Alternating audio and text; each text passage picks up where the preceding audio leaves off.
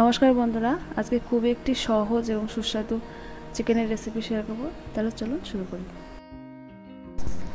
মাংসটাকে আমি ধুয়ে পরিষ্কার করে নিয়ে নিয়েছি। এর মধ্যে দিয়ে দিচ্ছি হলুদ, আর 1 চামচ লঙ্কার গুঁড়ো, আর দিচ্ছি জিরের গুঁড়ো আর ধনের গুঁড়ো, লবণ, আর দেবো সর্ষের তেল। সর্ষের তেল দিয়ে মাংসটা রান্না করব। আর বাঙালির মাংস সর্ষের তেল ছাড়া কিন্তু ভাপাই যায় না।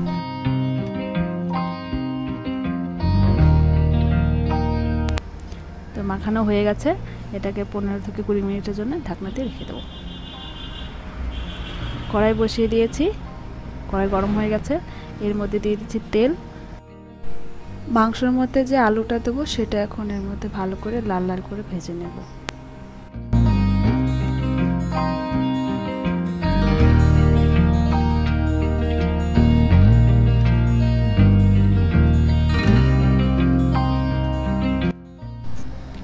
আমার আলু ভাজা হয়ে গেছে, এবার আলুগুলো তুলে নিচ্ছি।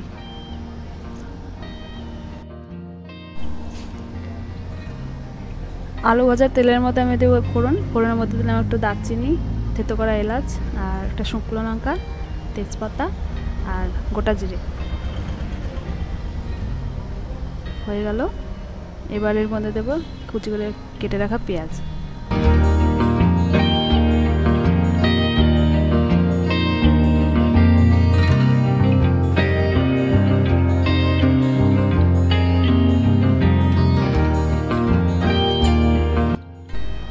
পেঁয়াজটা লাল করে ভেজে নিয়েছি। এর মধ্যে এখন আমি দেব একটু হলুদ দিয়ে এটাকে একটু তেলের মধ্যে নাড়াচাড়া করে নেব। আর এখন দিচ্ছি আদা, রসুন আর কাঁচা লঙ্কা একসাথে বেটে রেখেছিলাম সেটা। ভালো করে মিশিয়ে নেব। আদা রসুনের কিন্তু একটা কাঁচা গন্ধ আছে, সেটা না যাওয়া অবধি আমি এটাকে ভালো করে একটু সময় নিয়ে ভেজে নেব।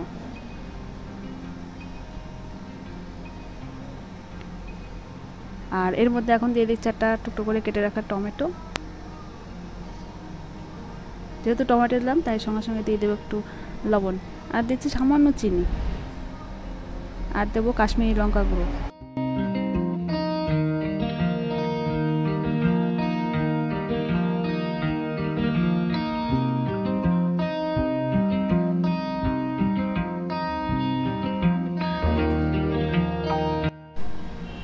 মশলা কষানো হয়ে গেছে, এখন মাংসটা দিয়ে দিচ্ছি কড়াইতে।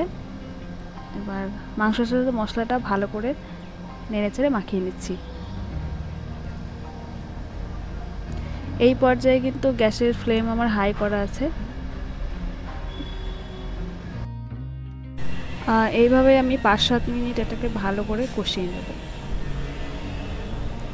তো এই যে আমাদের কষানো হয়ে গেছে, তেলটা ছেড়ে এসেছে। এবার আমি এটাকে একটু ঢেকে দেব।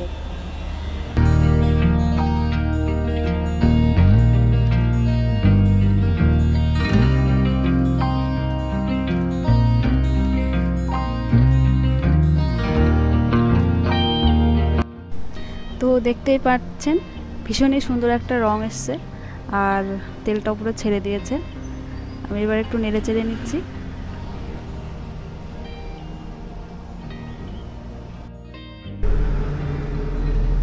ভেজে রাখা আলুগুলো দিয়ে দিলাম। এবার মাংসের সাথে এগুলোকে ভালো করে একটু কষিয়ে নেব। মাংসের সাথে এভাবে আলু কষিয়ে নিলে কিন্তু খেতে খুবই ভালো লাগে।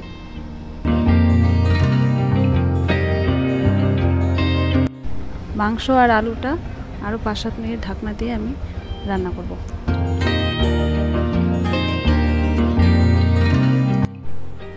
ঢাকনা তুলে নিয়েছি। এবার মাংসটাকে একটু নেড়ে চেড়ে নেব যাতে তলায় না লেগে যায়।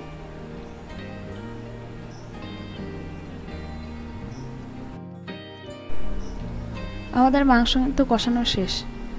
এবার দিয়ে দেব জল, ওই গামলা ধোয়া জলটাই এবার আমি মাংসের মধ্যে দিয়ে দিচ্ছি। বেশি ঝোল রাখবো না আমি, আবার একদম শুকনোও করবো না। ঝোলটা আমাদের ফুটে উঠেছে। এইভাবে আমি এটাকে 10-12 মিনিট রান্না করব। ফিরে আসলাম 10-12 মিনিট পর। রান্না কিন্তু একদম আমাদের কমপ্লিট। এবার এর মধ্যে শুধু দেবো একটু গরম মশলা গুঁড়ো, তারপরে নামিয়ে দেবো।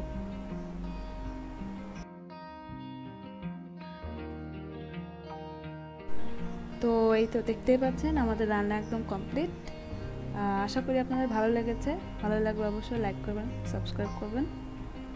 ধন্যবাদ।